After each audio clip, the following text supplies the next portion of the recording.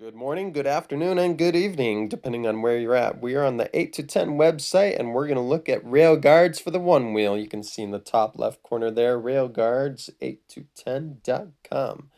This is a picture of the rail guards. Their common rail guard is a carbon fiber look with several different color options for you to choose from. These rail guards have a really nice thickness and will do very well to protect the rails of your Onewheel from bumps and scratches on scratches and crashes. All right. You can also order custom colors and patterns, which are a little bit more expensive. The only thing I don't like about these rail guards is the adhesive that you can get to come with them. I don't remember this option to choose yes or no on the adhesive, but that is a great option now. The adhesive that comes with them is this 3M adhesive pictured here, and I will show you that later in the video. And when I removed some older 8 to 10 rails to put on some newer ones, I did not enjoy removing the adhesive. Float Life adhesive is much easier to remove and is actually somewhat reusable as well, which is quite amazing. So this video is going to specifically cover the difference between Float Life sidekicks and 8 to 10 rail guards, both of which I have used.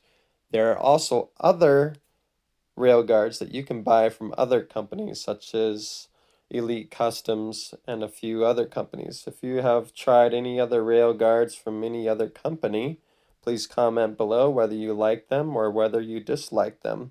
And we will make a wonderful list of comments and experiences of other rail guards, and I will also include the known companies now and in the future in the video description below. So check out the video description for a list of all other providers of rail guards. And if you see something that's missing, please add it to the comments below. Let's move on. Let's check these rail guards out. The 8 to 10 rail guards are a little bit thicker than that of the Float Life sidekicks. There's a clear piece of Float Life sidekick on the bottom of my Onewheel shown here. Laying on top of each other, you can see the slight difference in their thickness. And here I'm measuring with a ruler so you can see as well. The packaging of my 8 to 10 rail guards wasn't anything special, but I'm totally fine with that. I'm happy with receiving a product and just pulling it out and using it. However, I couldn't just simply quickly slap it on my Onewheel, because when these rails were cut by the CNC machine, there was little straggly plastic ends left behind. It was easy to remove them, but it was something I wasn't expecting. The adhesive also has to be prepared with tweezers. The backing is really hard to pull off, and I found tweezers to be necessary to get it to come off. Again, this adhesive is not my favorite because if you were ever wanting to change it out, the adhesive is terribly difficult to remove. The Float Life sidekicks are not only easier to remove, but the adhesive covers every inch of the surface area of the rail guards, as if they were just stickers in of themselves.